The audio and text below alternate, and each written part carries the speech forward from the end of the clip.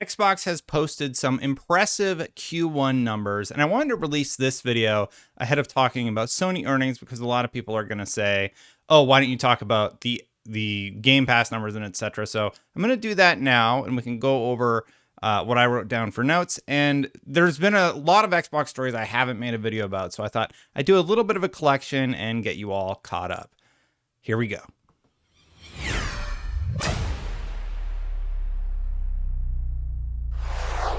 Thank you so much for watching. Before we get into it, if you like these videos, hit that subscribe button, hit that bell to know when they go live. Thank you so much to everybody who has subscribed this far. Real quick, so the long and the short of it, I brought up the Verge article here, but I don't remember where I got these analytics. They were kind of posted everywhere, so I'll use Verge as a jumping off point. But basically, they've managed to beat Wall Street expectations again. So gaming revenue is way up. You can see Microsoft's overall cloud revenue has jumped by 31%. Some of the notes that I took is that gaming revenue is up 501 million, aka 16%. They went from 3.1 to 3.6 billion, a new record of revenue. Hardware sales are up 166% year over year, which actually makes sense if you think about it because there was no new console last year. So way up on hardware sales. Content and services are up 2%, not as much as they had hoped. Now, Game Pass subscriptions are up 37.5% over last year, but that falls short of Microsoft's target to be up 47.8%. And of course, Xbox is still struggling with supply woes. Now, the one that was really weird to me is people really were like, "We got them. We got Xbox. Their Game Pass subscriptions are only up nearly 40% year over year, not 47.8%. So the actual number is 37.5%. And that falls short of the 47.8% goal. However, for me, I'm like, well, yeah, that's interesting, but not that interesting because they still saw tremendous growth, tremendous astronomical growth year over year. I think Microsoft's goal of 47.8 is a little crazy. I have to imagine that puts them at because there was that whole Take-Two rumor, right? Where they were talking, they're like, oh, you're at 30 million subscribers. And Phil's like, oh, we haven't released public numbers yet. I have to imagine maybe the 47.8% number puts them past 30 million. So maybe they're in the 28 million number still or something like that. I don't know. I find it interesting, but it's just like, it's still growth. So people were just like, really, why didn't you talk about this? And I'm like, because I didn't really think it was much of a story, to be honest. Nearly 40% growth. I don't understand why that's interesting. Now, the one criticism that has been leveled at Xbox that I do agree with, and it is, I understand that it's a strategy that they hide their numbers.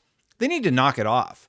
Like, I almost wonder if their shareholders are going to be like, we want to know how specifically the Xbox division is doing. And they've done this sort of thing where they've put all of their statistics in with Windows earnings and cloud earnings and such, so they can sort of mask how well things are really doing. It's been really frustrating, not frustrating, but a difficult thing to unmask or uncover for analysts.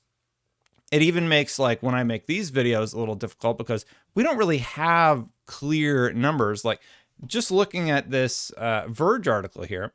So they post their financial results. This was posted on the 26th. Revenue, $45.3 billion. Net income of $20.5 billion. Revenue is up 22%. Net income has increased by 48%. Strong revenue and performance in its cloud server and office business quarter. And then let's see if they actually talk about Xbox here. He says the PC is key right now, and I actually agree with him. The PC will be more critical than ever, says Nadella during an earnings call today. There has been a structural shift in PC demand emerging from this pandemic. Microsoft is also now anticipating Windows OEM revenue growth strong during Q2. Now, the reason I say I agree with that is because if you can't manufacture enough consoles to meet demand, and this also goes for Sony, and we're going to talk about Sony tomorrow, but they're also very seriously looking at the PC market. Where do you go? You go to where there's a massive install base already of a lot of capable computers that can run the majority of your games, maybe not the most graphically intensive, but a lot of them. And yeah, so let's see. It's been nearly a year since the consoles have been on the market. Hood says Microsoft was able to ship more Xbox Series X and S consoles than expected, even as demand continues to exceed supply. It's not clear if this better than expected console supply will last into Q2. Sorry for my bad reading this morning. And Microsoft's Xbox chief has already warned supply constraints will last into 2022. Gaming revenue is up 16%, $3.6 billion for the quarter, and a record Q1 for Xbox. Like, the internet wants me to see this as negative. Everybody's breaking records right now. Like I said, I don't like that their numbers are murky, but record Q1 for Xbox. Xbox content and services revenue has only increased by 2%, still on an upward trajectory. That's good. Microsoft says there has been some growth in Xbox Game Pass subscriptions, but the company isn't listing a new figure for its subscriber count. The last publicly disclosed was 18 million Xbox Game Pass subs. That was in January 2021. I don't know why they're holding it. It doesn't really make any sense to me. Its cloud growth has been really impressive. Revenue Intelligent Cloud is up 31% year over year, including Azure and other cloud services. Revenue growth of 50%. And then Office had a strong... Nobody cares about Office. You guys don't care about Office. Microsoft's doing great. If you have stock in Microsoft, I do not. But yeah, I guess you're having a good time right now. So real quick, I actually went way longer on the earnings stuff than I expected to. So let's hop on over to some of the real quick news hits that I have missed over the last few videos. Xbox has re-added the Twitch streaming integration into their consoles. Pretty straightforward story, but this is from Larry Herb, and I got there through .esports. Xbox and Twitch are teaming up to make live streaming for your Xbox easier than ever. As you can see, it's now just naturally integrated and you're just able to go. Twitch is really excited. So if you're into live streaming or you have a camera hooked up to your Xbox, this is a really easy way to just start streaming. If you're interested in streaming, this is a good way to sort of get your foot in the door, because when you start out, maybe you're going to be streaming to no people or one people. It's a good time to hone your technical skills on the back end. Like, I use a switcher now, and it takes me a long time to get used to it, but it's a good opportunity to learn it and just sort of get your feet wet with some of the basics, like find a good camera, start streaming, etc. So that is great. The next story was that you got a freebie. It was, I believe it was One Night in the Woods, right? Cabin in the Woods. So Cabin in the Woods is free. It's sort of a thank you to subscribers, and there's not much more there. I just wanted to let you know, make sure you redeem that before the end of the month. There was a rumor, probably I bet it was from Jeff Grubb. The Wu-Tang Clan action RPG is rumored to be in development. The famed hip-hop group is reportedly heading up the game's soundtrack. Oh, it was Windows Central. So this one was our friend Jez Corden talking about it, I bet. Yeah, there it is, Jez. I knew it. I knew it was Jez Corden. Project Shaolin. Xbox may be working on a Wu-Tang theme action RPG read by Brass Lion Entertainment. It's a third-person action RPG. I got my notes over here. It's 4-player co-op. It's created by Brass Lion. And, I mean, that's cool. Windows Central. That's cool. Brass Lion. It sounds great. Wu-Tang, I guess. Let's go for it. And the last rumor was Project Belfry.